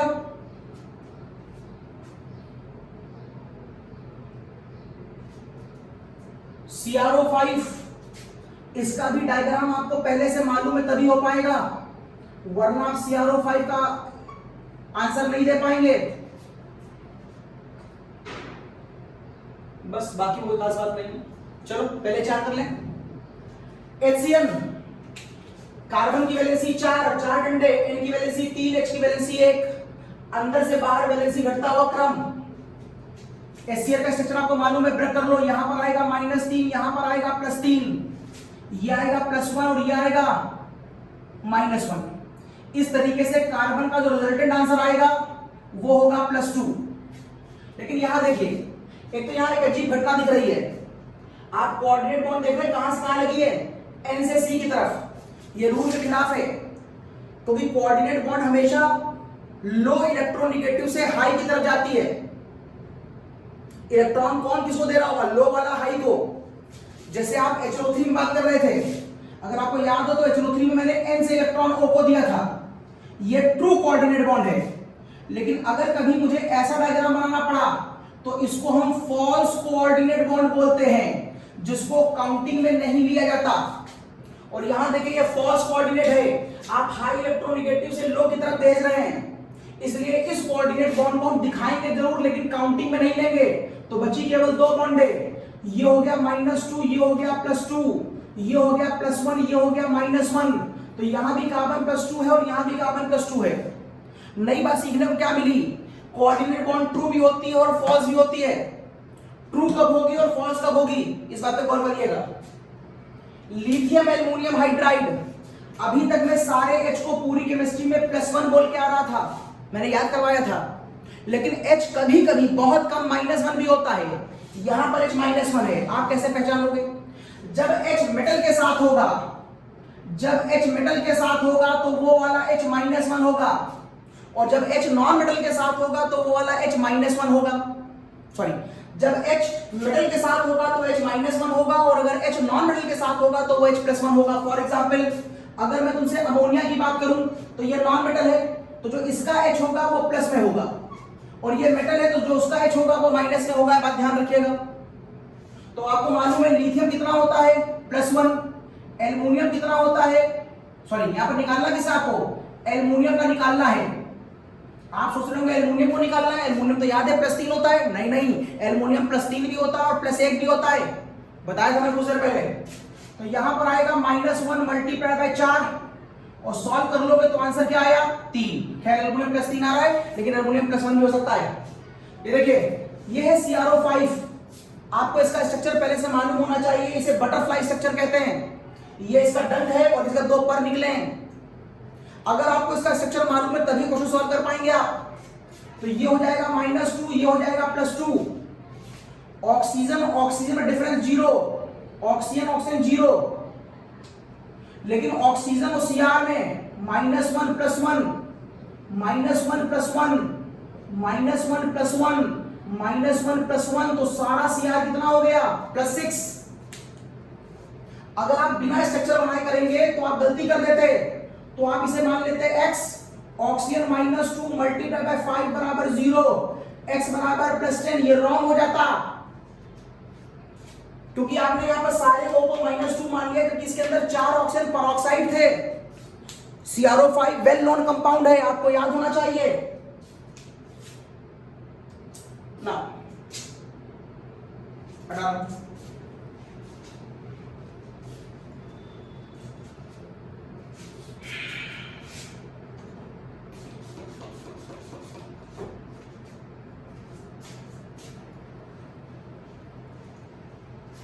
नेक्स्ट, कुछ केस के ऑक्सीडेशन नंबर आप और याद कर लें। वाटर, CO, NO और अमोनिया को कलेक्टिवली जीरो कहा जाता है। ये पूरा कंपाउंड जीरो मान सकते हो, ये पूरा जीरो, ये पूरा जीरो, ये पूरा जीरो, अगर कभी आवश्यकता पड़ जाए तो। जैसे कि आपको आवश्यकता पड़ सकती है, अगर मैं आपसे इस केस की बात करूं, इस केस की बात करूं, CrH2O की पावर 6 Cl3, यह आपको आवश्यकता पड़ सकती है ये वाला केस। अगर मैं आपसे इस केस की बात करूं, NiCO की पावर 4, या मैं अगर आपसे इस केस की बात करूं, यहां पर छूट गया है शायद, C12H22O11,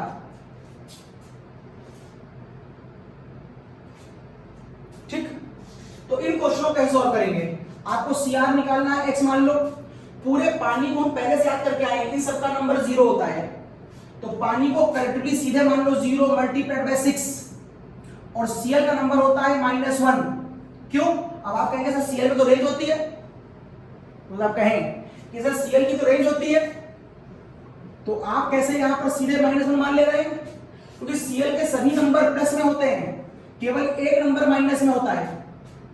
और Cr एक मेटल है, जब मेटल प्लस में है तो Cl किस में होगा? माइनस में। मेटल, नॉन मेटल, तो अगर माइनस में होगा तो Cl तो -1 में एक ही होता है, और कोई संभावना तो है नहीं।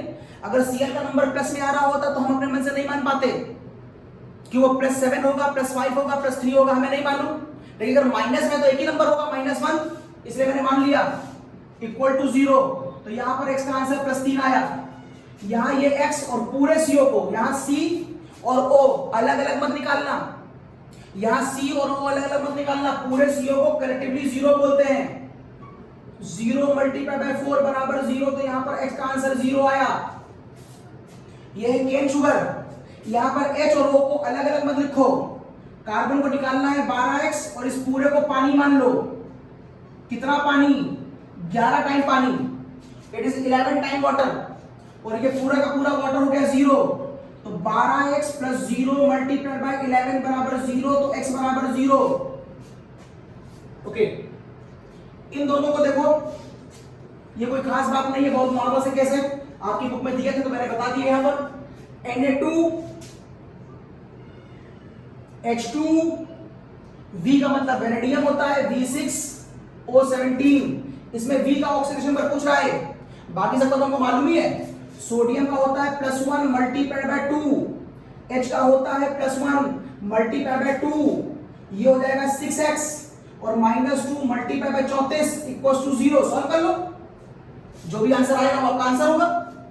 ये देखो, ये हो गया Na2Cr3O10, तो आपको Cr निकालना है, ये हो जाएगा 3x, सोडियम +1 मल्टीप्लाई बाय 2 और -2 मल्टीप्लाई बाय 10 बराबर 0। तो सॉल्व कर लो, जो आंसर आएगा वो आपका आंसर हो जाएगा।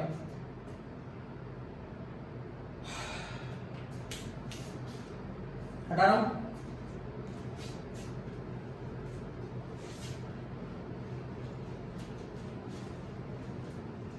ना कुछ क्वेश्चन नीचे से लेते हैं। अगर मैं इन 3 क्वेश्चन को पहले सॉल्व करूं, ये Br3O8, Fe3O4 और Pb3O4, तो आप इसका एवरेज भी निकाल सकते हैं, इसका अलग अलग निकाल सकते हैं। चलो पहले मैं एवरेज निकाल लूं, जनरली आपसे इसका एवरेज ही पूछते हैं। तो ये हो जाएगा Br3O8, तो आप कहेंगे ये हो जाएगा 3x, oxygen -2 multiplied by 8 equal to 0, तो 3x बराबर हो जाएगा +16, तो x बराबर हो जाएगा +16/3। ये क्या है? ये एवरेज है, ये आपने एवरेज निकाला है।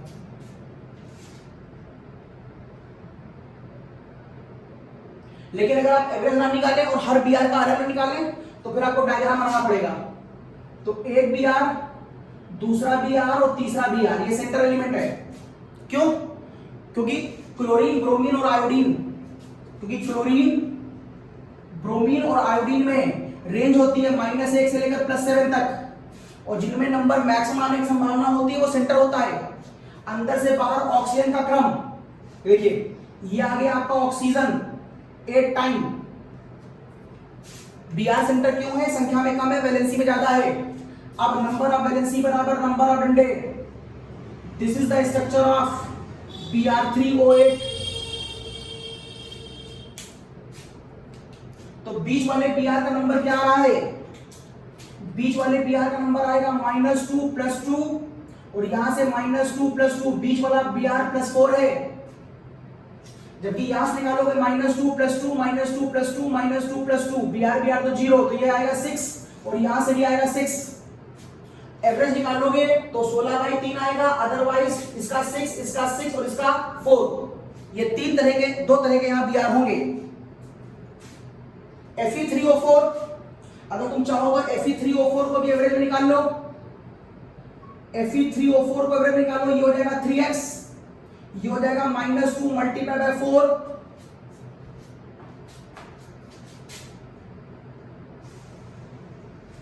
ये हो जाएगा -2 × 4 बराबर 0, तो 3x बराबर +8, x बराबर 8/3। ये आपका एवरेज है।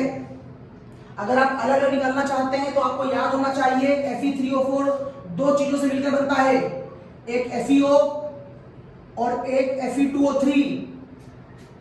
Fe3O4 इन दोनों का सम होता है। तो यहां पर आपको हो गए ये वाला Fe+2 है और ये वाला Fe+3 है, मतलब इसके अंदर दो Fe+3 वाले हैं और एक Fe+2 वाला है। अलग अलग पूछेगा तो ऐसे बोलोगे, नहीं तो एवरेज में ऐसे बोलोगे। ये थोड़े से कॉम्पिटिटिव क्वेश्चन है सारे। इसी तरह Pb3O4 भी हो जाएगा। बस आपको याद करना चाहिए कि Pb3O4 किस फॉर्म में पाया जाता है। Pb3O4 2PbO + PbO2 की फॉर्म में पाया जाता है। और यदि ऐसा हुआ तो ये वाला Pb+2 का होगा और ये वाला Pb+4 का होगा। तो यहां पर दो Pb+2 वाले होंगे और एक Pb+4 वाला होगा।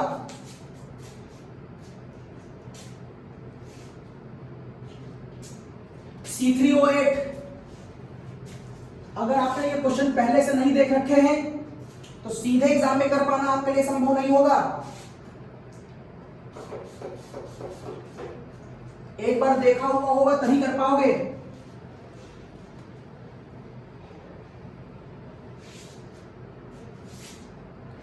तो C3O8 अगर मैं तुमसे पूछूं तो आप कह सकते हो ये 3x -2 ×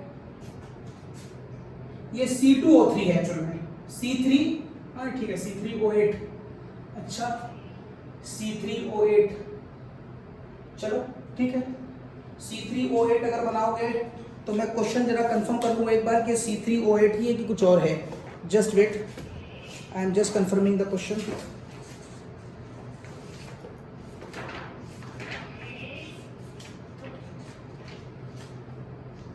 yes, it is C3O2। It is C3O2। तो अगर तुम C3O2 बनाओगे तो यहां पर ये फिगर तुमको यूं दिखाई देगी, =0। तो ये हो जाएगा 3x बराबर +4, तो x बराबर आ जाएगा +4/3। ये तुम्हारा एवरेज है। लेकिन तुम अलग अलग करना चाहोगे तो डायग्राम बनाना पड़ेगा। कार्बन सेंटर होगा क्योंकि कैटिनेशन बहुत ज्यादा है, और बाहर आएगा O। अब यहां से देखो तो इस ऑक्सीजन के रिस्पेक्ट में ये -2, ये +2, और यहां से ये -2, ये +2, जो कि कार्बन कार्बन 0 होगा, कार्बन कार्बन 0 होगा। तो यहां पर तीन तरह के कार्बन हैं, जहां पर दो कार्बन +2 वाले हैं और एक कार्बन 0 वाला है। अगर वो अलग अलग पूछे तो अब ये तीन केस देखिए। इसमें एक केस है KO3, एक केस है KO2 और एक केस है K2O। इन तीनों केसों में ऑक्सीजन का ऑक्सीडेशन नंबर, क्योंकि उसमें वेरिएशन हो सकता है, K हमेशा फिक्स है +1। तो यहां पर कहोगे K+1 और तीन ऑक्सीजन है 3x बराबर 0, तो x बराबर -1/3। ये नंबर ऑक्सीजन का बहुत कम होता है लेकिन संभव है। यहां पर कहोगे ये हो गया x माइनस, आपको निकालना है इसको +1, ये हो जाएगा 2x = 0, तो x बराबर -1/2। यहां पर ये हो जाएगा +1 × 2, इसको मान लिया x बराबर 0, तो x बराबर -2। तो ऑक्सीजन का नंबर -2, -1/2 और -1/3, ये केसेस बहुत कम संख्या में होते हैं। एक केस और देखो, Na2O2, अगर यहां पर ऑप्शन का पूछा जाए तो मुझे मालूम है सोडियम +1 ही होता है हमेशा फिक्स, तो ये हो जाएगा 2x बराबर 0, तो x बराबर क्या हो जाएगा -1। जब ये होता है तो इसे हम कहते हैं परऑक्साइड, ऑक्सीजन -1 परऑक्साइड और ऑक्सीजन -2, तो वो है ऑक्साइड, इट इज परऑक्साइड, और ये होता है ऑक्साइड। ओके, ये केस देखिए, अगर मैं यहां पर आपसे दोनों n का नंबर पूछूं, NH2 NH2, मुझे इन दो n का नंबर बताओ, तो बेहतर है कि डायग्राम बना लो। तो अगर तुम डायग्राम बनाओगे तो ये डायग्राम तुमको यूं दिखाई देगा। अब देखिए, H हो जाएगा +1 -1 +1 +1 -1 +1 -1 +1 और n का आपस में नंबर होता है 0, तो एक n -2 है और ये वाला n भी -2 है।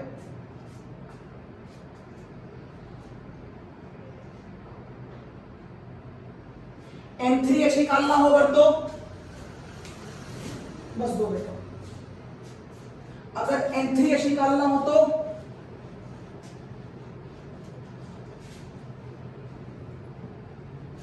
देख ले, N3H को वैसे इन जनरल हम लोग हाइड्राजोइक एसिड बोलते हैं, हाइड्राजोइक एसिड कॉमन नेम है।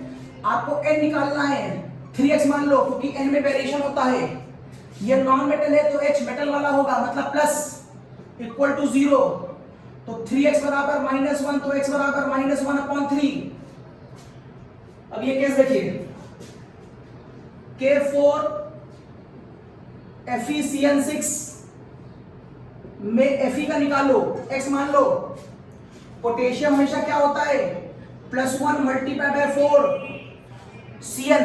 अब C और N का अलग अलग मत सोचना, क्योंकि दो अननोन नहीं मान सकते हो, एक अननोन है दूसरा अननोन नहीं हो सकता, क्योंकि n में वेरिएशन होता है। तो C और n को कलेक्टिवली सोचो, तो क्या C और n मिलकर -1 नहीं होता? आपने सुना होगा KCN, K पर 1 प्लस, तो Cn के ऊपर 1 minus, this is the cause. यहां पर हो जाएगा -1 × 6 = 0, तो x बराबर हो जाएगा +6 -4, तो सॉल्व करोगे तो वैल्यू कितनी आ जाएगी इसकी +2। इस तरह से अगर आप देखो तो K4 FeCN6 में Fe का नंबर निकाला। यहां पर जो आप गलती करते हो वो Cn को लेकर गलती करोगे, आप एग्जाम में C और N का अलग अलग नंबर लिख के आते हो, ऐसा ना करना। C और N कलेक्टिवली लिखा जाएगा, क्योंकि आप एक क्वेश्चन में दो वेरिएबल अननोन नहीं मान सकते। Fe भी नहीं मालूम है, N में भी लिमिट होती है, तो क्या नंबर आप रख लोगे वहां पर? वैसे क्वेश्चन देखो, K3CuCN4, तो K3CuCN4 में Cu का नंबर निकालना है और पोटेशियम होगा +1 × 3। अब देखो फिर से C और N अलग अलग मत रखना, कलेक्टिवली रखना, तो ये हो जाएगा -1 × 4 बराबर 0, तो x बराबर -4 उधर गया +4 और +3 उधर गया -3, तो ये नंबर आ जाएगा +1। यस, तो लगभग सारे करा दिए मैंने। फिर भी कोई खास क्वेश्चन आपको कभी दिखाई दे जाए तो मुझे मेरे चैट बॉक्स में आप रिप्लाई दे दीजिएगा, तो मैं उसका रिप्लाई आपको एज सून एज पॉसिबल दे दूंगा। फिर मिलते हैं किसी नए लेक्चर में, बाय।